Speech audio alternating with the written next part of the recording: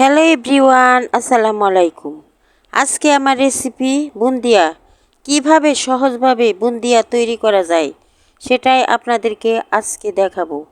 প্রতি রমজানে আমরা বুন্দিয়া বাইরে থেকে কিনে এনে খাই। বুন্দিয়া বাইরে থেকে কিনে না খেয়ে কিভাবে ঘরে সহজভাবে তৈরি করা যায় সেটাই আপনাদেরকে আজকে দেখাবো। আসছে রমজানে আমরা ঘরেই বুন্দিয়া তৈরি করে খাবো। যদি আমার রেসিপিটি আপনাদের ভালো লাগে তাহলে একটা লাইক দিয়ে সাবস্ক্রাইব করে আমার পাশে থাকবেন আরও নতুন নতুন ভিডিও পাওয়ার জন্য। তাহলে আমি এখন শুরু করি। প্রথমে আমি একটা বাটি নিয়ে নিলাম। বাটিতে আমি একটা ছাঁকনি দিয়ে দিলাম। 1 কাপ বেসন নিয়ে নিলাম। বেসনটা আমি এখন চেলে নিব। বেসনটা চেলে নিব কারণ বেসনের মধ্যে দলা দলা ভাব থাকে।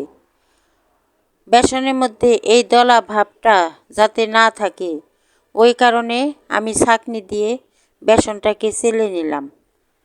এখন আমার চালা হয়ে গেছে। এখন এই বেসনের মধ্যে আমি অল্প অল্প পানি দিয়ে একটা ডো তৈরি করে নেব।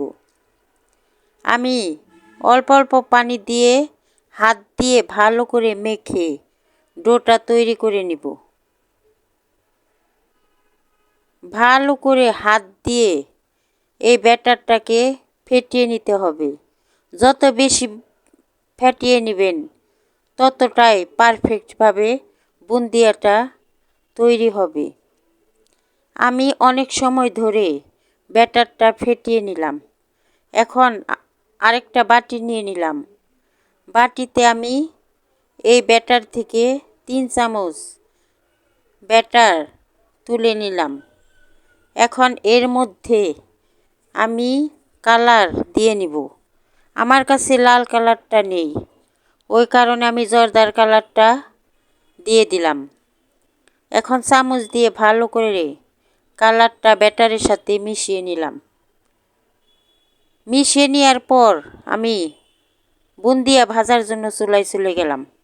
চুলায় একটি প্যান বসিয়ে দিলাম। প্যানে আমি বেশ পরিমাণ সয়াবিন তেল দিয়ে দিলাম। সয়াবিন তেল দেওয়ার পর একটা চামচ নিয়ে নিলাম ছিদ্রিযুক্ত। এরকম ছিদ্রিযুক্ত চামচ বা অন্য কিছু নিতে হবে। এখন তেলটা একদম গরম হওয়ার পর চামচটা তেলের কিছু উপরে ধরে ব্যাটারটা চামচের মধ্যে দিয়ে দিলাম। এখন ছিদ্রি দিয়ে ব্যাটারটা তেলের মধ্যে পড়তেছে।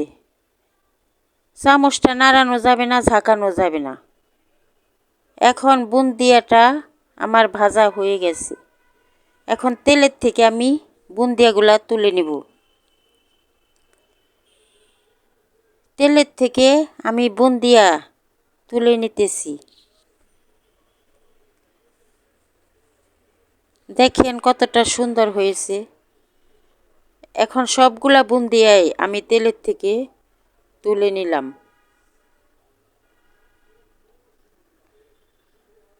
এই বুন্দিয়া তুলে নেওয়ার পর আমি যে কালার মিশানো ব্যাটারটা রেখেছি তা আমি এখন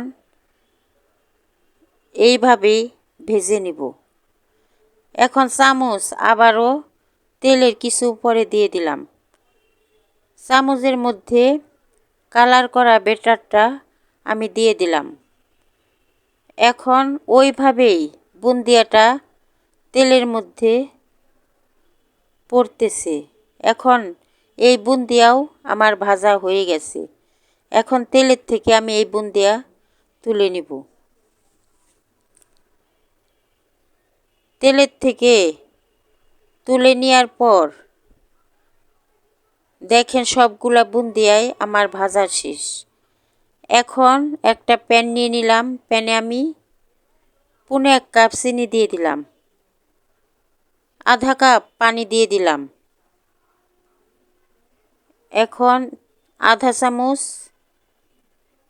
ঘি দিয়ে দিলাম। ঘিটা এখন নেড়ে চেড়ে আমি চিনির সাথে মিশিয়ে নিব।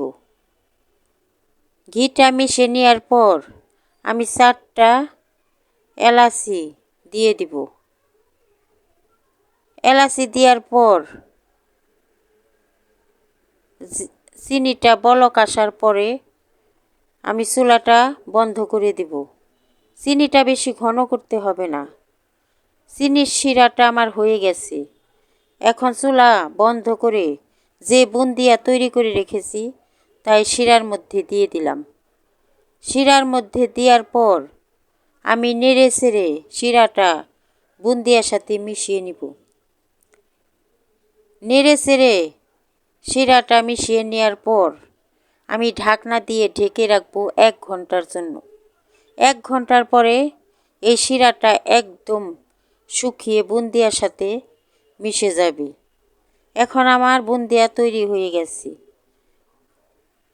দেখেন বুন্দিয়াটা আমার তৈরি হয়ে গেছে। কেমন হয়েছে আমার বুন্দিয়া?